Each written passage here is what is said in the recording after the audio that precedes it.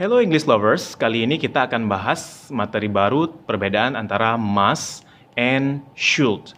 Tentu saja kita sudah sering menggunakan kata-kata must and should dalam kehidupan sehari-hari untuk menggunakan bahasa Inggris.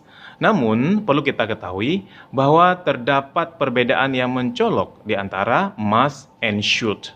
Let's go, mari kita bahas. Kita lihat contoh yang pertama, ya kita baca. You must go to the hospital. Kita ulang. You must go to the hospital. Artinya, kamu harus atau wajib pergi ke rumah sakit. Itu kalimat yang pertama. Kita lihat kalimat yang kedua.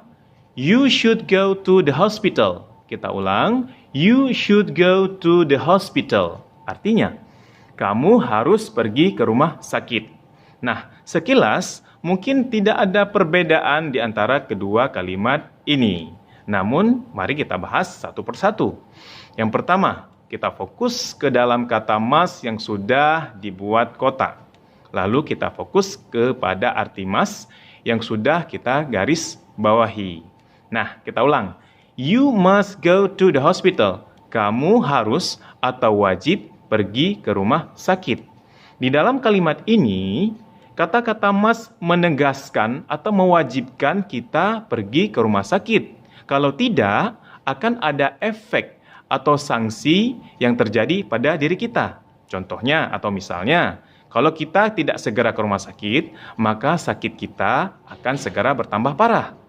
Nah, maka kita diwajibkan harus segera ke rumah sakit. Nah, kata-kata yang kedua atau kalimat yang kedua, you should go to the hospital. Kamu harus pergi ke rumah sakit. Kata-kata should di sini atau kata-kata harus di sini hanya menyarankan kita untuk segera ke rumah sakit. Berarti kita cuma disarankan ke rumah sakit dengan tidak ada efek atau sanksi apa-apa. Nah, jadi Mr. simpulkan perbedaan antara must dan should.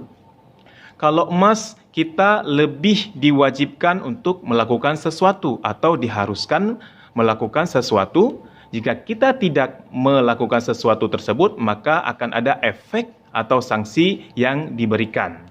Nah, sedangkan should ini lebih kita menyarankan sesuatu. Jadi tidak ada efek atau sanksi yang ditimbulkan kalau kita tidak melakukan sesuatu. Nah, sudah jelas English lovers? Bagi yang belum kurang jelas ya atau yang tidak jelas, silakan tanya di komen di bawah ini ya. Kita lihat contoh yang ketiga. He must go to the mosque every Friday. He must go to the mosque every Friday. Kita artikan, dia wajib pergi ke masjid setiap hari Jumat. Karena kita menggunakan kata must, maka di dalam kalimat ini akan ada efek atau sanksi yang terjadi jika si dia tidak pergi ke masjid. Bisa jadi itu berdosa karena meninggalkan sholat Jumat. Lanjut kita ke number 4. You should eat at this restaurant. You should eat at this restaurant. Kita artikan, kamu harus makan di restoran ini. Nah, kita menggunakan kata should. Berarti kita cuma disarankan untuk makan di restoran ini. Jika kita tidak melakukannya, maka tidak akan ada efek apa-apa. Karena should cuma menyarankan. Okay? Number 5. I must do my English homework. I must do my English homework. Saya wajib mengerjakan PR bahasa Inggris. Karena menggunakan must, maka wajib. Akan ada efek jika kita tidak mengerjakannya.